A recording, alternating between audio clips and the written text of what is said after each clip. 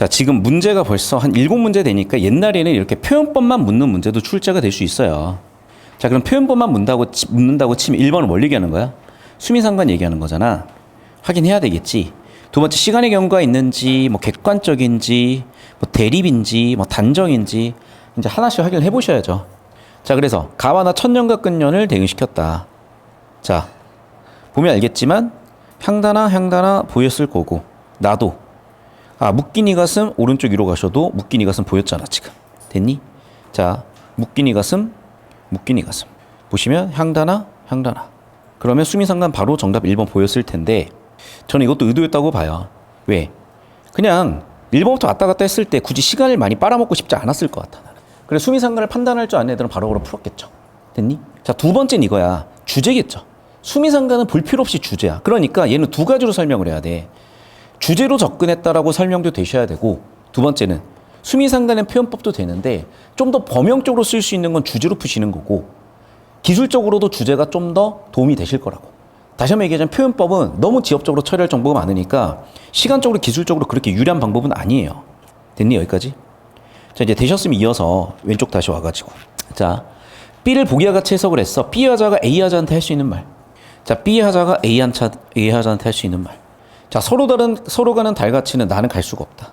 땅을 기는 육신이 너를 우러러. 낮이면 낮, 그여 한 번은 울 줄 아는 이 서러운 눈도 아예 시뻘건 몸뚱아리 함께 답시라. 끝없는 한 사슬 소리여 새여 죽어 너되는 날에 길고 아득하며. 이게 도대체 무슨 얘기인지 모르겠죠. 자, 그럼 보자. 화자는 극한의 고통에서 벗어나 자유롭게 되길 희망하지만 한계가 있다는 거죠. 자, 그리고 나의 해결 방법은 뭐야? 어쨌든 고통에 맞서야 된다는 거지. 즉, 자유로울 순 없으면 맞서기라도 해야 된다는 거죠. 됐니? 그러면 이제 A한테 얘기를 하는 건데, 자, A도 지금 어떤 상황인지 이분법적으로 정리해봐. 자, 표 처리해보세요. 보기를 바탕으로 A를 표 처리해봐. 자, PS 구조인데, 자, 극한의 고통을 새처럼 자유로워 해결하고 싶으나 불가능했고, 그럼 맞서 싸우기라도 하라는 거야. 자, 사실 전제는 이거다. 내가 어떤 불만족스러운 상황이 있었기 때문에 나는 그걸 해결하겠다고 서로 가는 달처럼 되고 싶었으나 결국 그럴 수가 없었잖아. 맞잖아. 서로 가는 달처럼 갈 수가 없다며. 자, 그럼 봐. 여러분 학교 내신 딱 이렇게 출제된 거 아니야? 자, 여기에 빈칸 뚫어봐 이제. 이해되니? 즉, 얘랑 얘가 똑같다고 보면, PS 구조로 똑같다고 보면, 맞니? 여기 들어갈 정보가 뭔데? 맞서 싸워라. 몇 번이야 그게?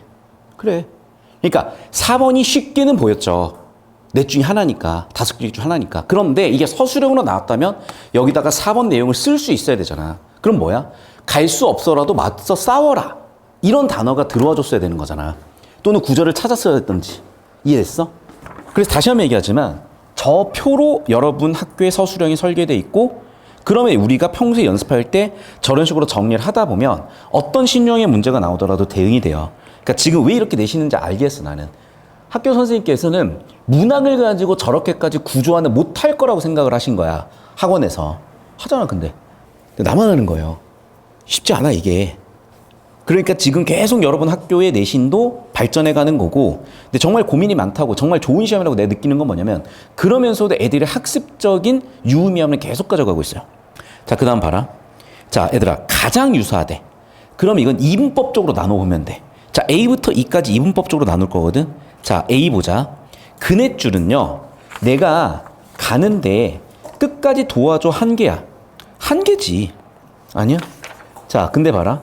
B도 뭐야? 한 개 같죠? 자, 그럼 좀 더 구체적으로 한번 보자. 이게 바로 유추라는 문제거든요. 잘 봐.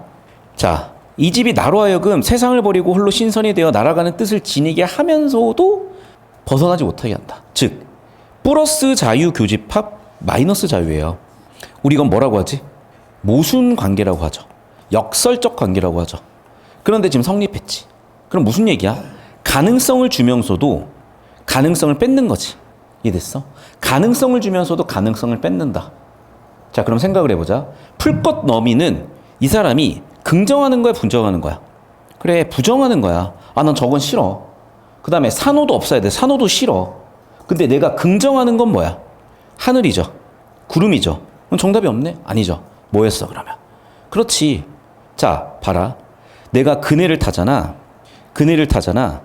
즉, 하늘로 그네가 갈 수 있게도 해주지만 동시에 끌어내리기도 하잖아요.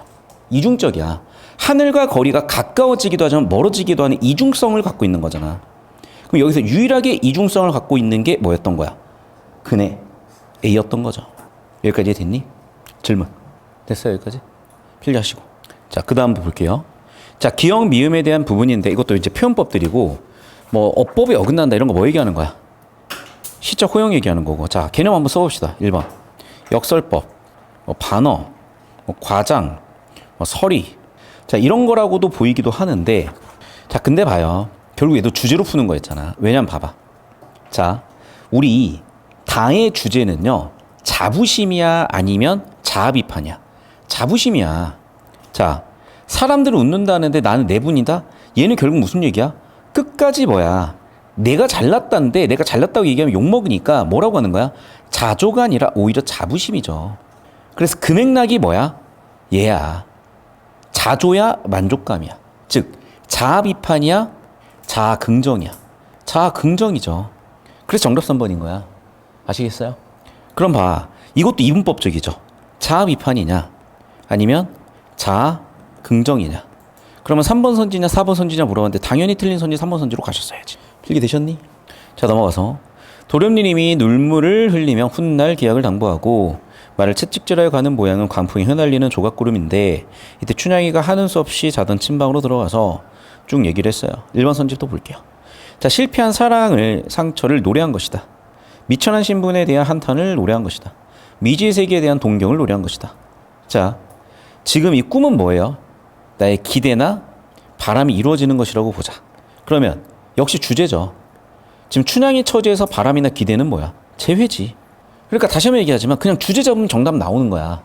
그러니까 이 능력이라고요. 그러면 자, 이거를 내신 서술형을 낸다면 뭐라고 내겠어? 저 따라오세요.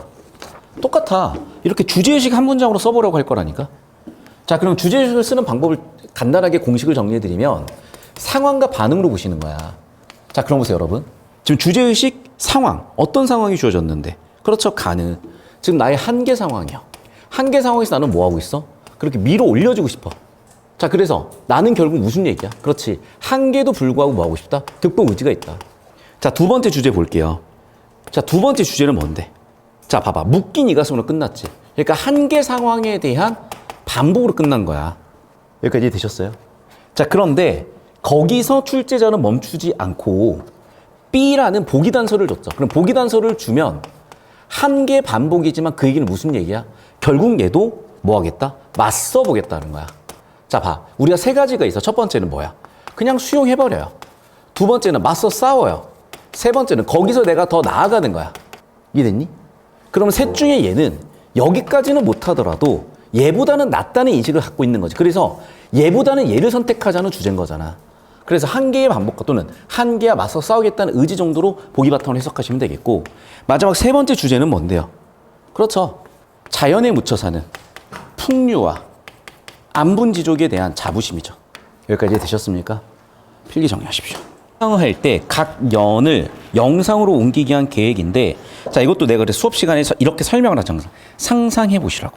그러니까 자꾸 뭐 어렵다고 말 게 아니에요, 지금. 뭐 대학 안 갈 거야? 뭐 고등학교 2학년 안 될 거야? 뭐 군대 안 갈 거야? 어렵다고 봐주는 세상이야?